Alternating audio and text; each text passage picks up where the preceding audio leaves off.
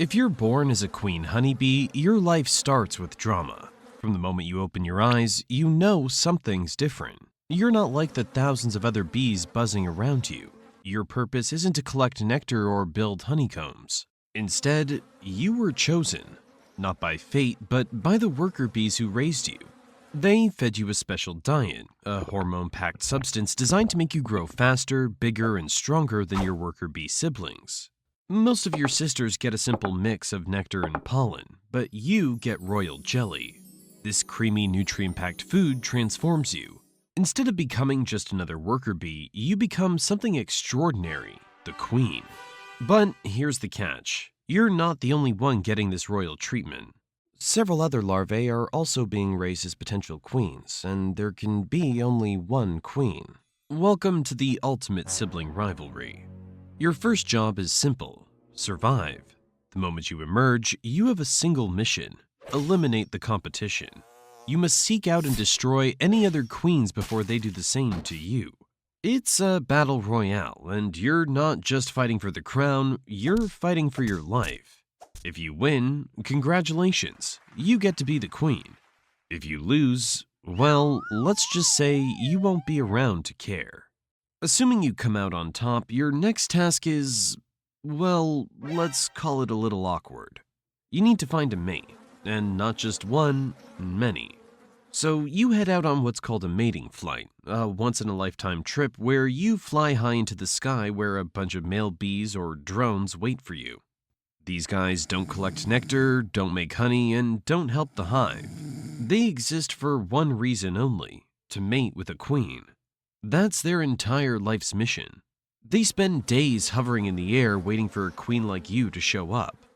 You pick a few lucky suitors and store their sperm in a special part of your body, enough to fertilize eggs throughout your entire lifetime. And then, well, that's the end of the road for them. Once a drone mates, his job's done. Literally. The act of mating is fatal for him. His body's designed for this one moment, and after he succeeds, he falls from the sky, his short life coming to an abrupt and dramatic end. Brutal, but that's just how things work in bee society. Now that you've taken care of that, it's time to get to work. And by work, I mean laying eggs. Lots of eggs. Up to 2,000 per day. No breaks, no vacations, just non-stop egg laying. You don't get to fly around outside, enjoy the sunshine, or taste the honey your workers make. You just sit in your dark little chamber popping out baby bees like a factory machine. Meanwhile, the worker bees do everything else. They clean you, feed you, and take care of the hive. Sounds nice, right? Like you're being pampered. Well, here's the twist. You're not actually in charge. Sure, you're the queen, but the real power belongs to the workers. If they decide they don't like you anymore, they can replace you. All they have to do is raise a new queen, and suddenly you're in trouble. If the workers think you're getting old, weak, or just not laying enough eggs, they'll make a new queen, and you're out. And in bee society, out usually means getting stung to death. And that's right. Worker bees may kill the queen if she's too weak. If you're not useful to the hive anymore, you're gone. On top of that, you're always in danger. Other queens might invade your hive and try to take your place. If they win, you're finished. Sometimes the worker bees even let a new queen in just to shake things up. And don't forget about outside threats. Birds, bears, and especially beekeepers all pose a risk.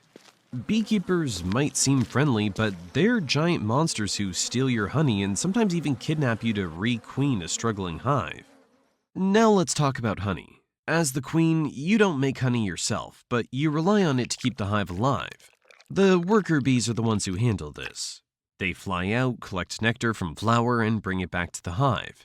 Then they chew it up, mix it with special enzymes, and store it in honeycomb cells. They fan it with their wings to dry it out, and voila, honey. It's the hive's food stash for winter when there aren't enough flowers around. So while you're busy laying eggs, the workers are out making sure everyone has enough to eat. But lucky you get to continue eating royal jelly throughout your life. This creamy secretion is produced by young nurse bees from glands in their heads. It keeps you strong and ensures you can lay eggs at an incredible rate. And there's something remarkable about being a queen bee. You're the heart of the hive, the source of its future. Every bee in the colony is your descendant, and without you, the hive would collapse. Your pheromones keep the workers loyal and focused, guiding them to forage, nurse, or build. When your scent is strong, the colony stays harmonious and united. But if your scent starts to fade, the workers grow restless. You may not have the freedom to fly and explore like the workers, but you're the glue that holds the hive together.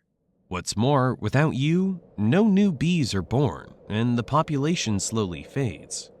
But here's something surprising. You don't just control the hive through eggs and pheromones. You also shape the future of the colony in a way that's almost strategic. You decide which eggs will become workers and which will become drones. If you fertilize an egg, it hatches into a female worker.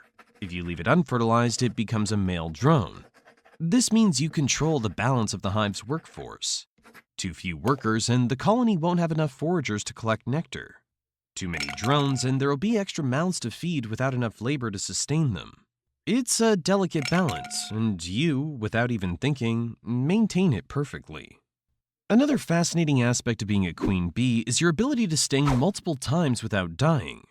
Worker bees have a hooked stinger that gets caught in the skin of whatever they sting. When they try to pull away, part of their body tears off and they die shortly after. But as the queen, you don't have this problem. Your stinger's smooth and designed for repeated use. This makes you a powerful fighter, but you don't waste this ability on just anything. You only use it to fight rival queens. If another queen challenges you, it's a fight to the death. You sting until one of you falls. But for all your power, your life is one of isolation. Unlike worker bees who constantly interact with each other as they perform their duties, you spend most of your time alone in the brood chamber, laying eggs endlessly.